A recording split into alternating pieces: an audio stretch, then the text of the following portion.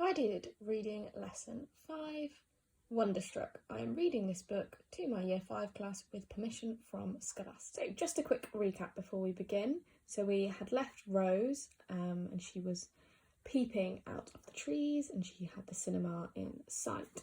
So one of the last questions I asked you was, how do you think Rose was feeling? A lot of you said that she was really happy compared to when we'd seen her before, which I definitely agree with. You can kind of see it in her eyes as well.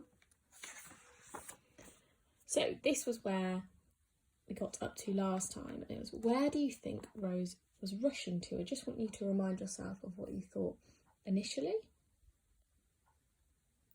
And then we're going to begin today's lesson.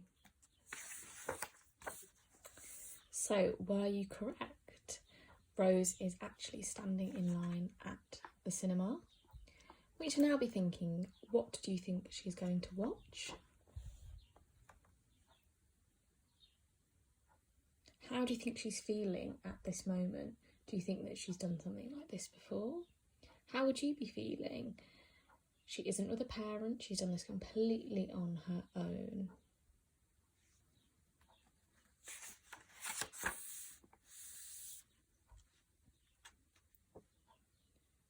There was a terrible crash of thunder.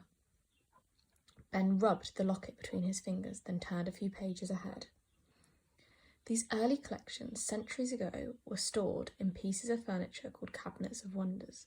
The cabinets were ornately carved with dozens of tiny doors and drawers and hidden spaces, filled with a nearly infinite variety of amazing items. Here, one could find everything from precious gems to unicorn horns, intricately carved ivory and magical cups that could cure all poisons. Great and glorious works of art resided in these collections. Side by side with the wonders of nature, some collections grew beyond the confines of a single cabinet and took over entire rooms. The viewer was able to walk into one of these rooms and, as if reading a book, understand the wonder of the world just from the stories told by the collected objects and how they were displayed. See Fig 26. Figure 26 showed an old drawing of the room. Described above, almost the entire room was covered in shelves, like his mum's library, except the shelves were much fancier, and it was filled with the strangest objects, some of which hung from the ceiling above. There were ornate glass jars, drawers of shells and bones, rows of birds, mysterious sea creatures, human heads and alligators, strangely shaped sculptures, and many things Ben couldn't identify at all. In the centre of the room was an intricately carved cabinet with a crown of seashells and coral on the top. Ben studied it in amazement. The viewer was indeed supposed to feel a kind of wonder and awe while looking at everything laid out before him. If you've ever stood beneath the skeleton of a dinosaur, or gazed at a giant diamond, or come upon something beautiful in nature, a glowing red flower perhaps growing alone from a cracked sidewalk, you know this feeling of wonder. So we're back with Rose's story now. How do you think she is feeling in this exact moment? What does her body language tell you as well about how she's feeling? How is everyone else sitting? And how is she sitting? What do you notice as well about the cinema? I can see straight away that there are lots of empty seats. Why do you think that there might be lots of empty seats?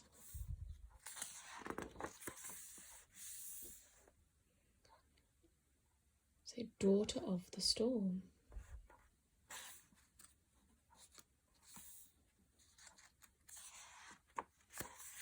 Starring Lillian Mayhew. So think really carefully now to the picture that you're building so far of the story. What do we know about Lillian Mayhew so far?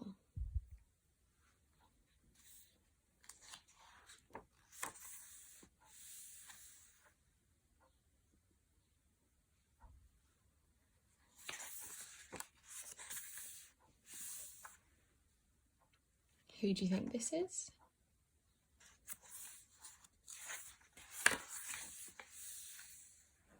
Oh no, the storm is here.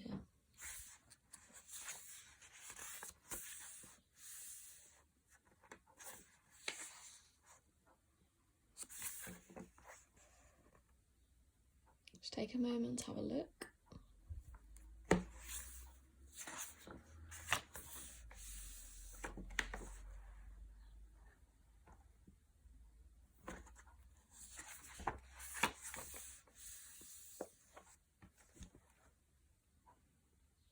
A brilliant bolt of lightning, white hot and electric, came hurtling out of the sky, accompanied by another huge crash of thunder. The lights went out. Ben wanted to go back to his cousin's house now. He tucked the book into the back of his pants, pulled out his flashlight, and made his way to the kitchen.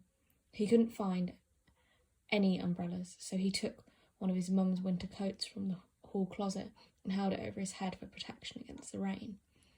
Lightning kept flashing, momentarily illuminating the room like flashbulbs on a camera.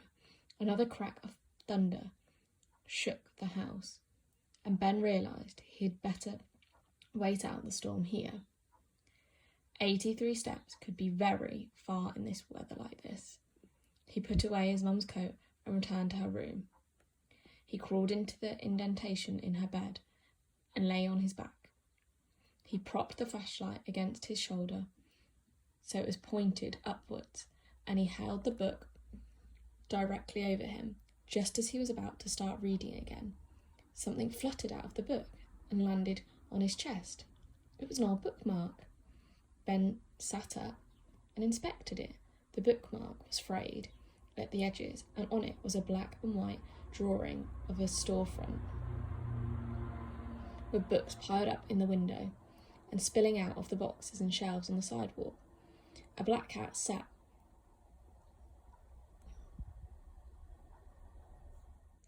listlessly near the door.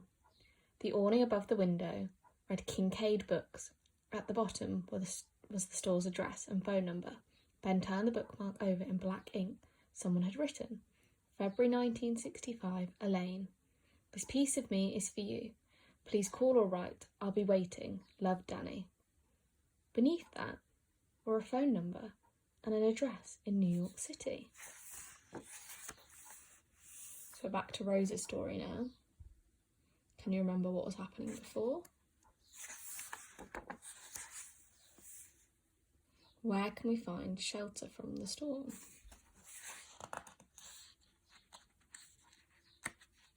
Oh. There we go.